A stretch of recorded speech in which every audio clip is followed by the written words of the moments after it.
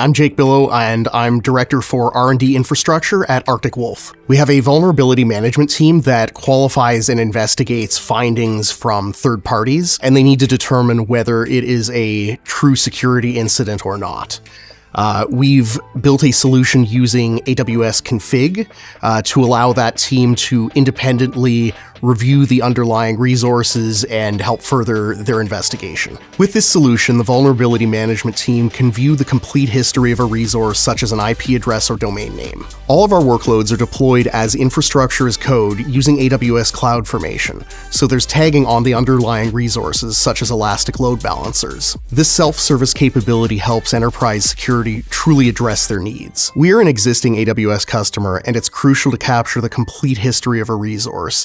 We also chose to build on AWS to avoid undue maintenance and operations effort. With this solution, the vulnerability management team can advance a time-sensitive investigation. Something that might have previously taken days now only takes seconds. Building on AWS means that Arctic Wolf can use our development resources more efficiently and effectively. It also means that we can take advantage of managed services where they make sense for the business.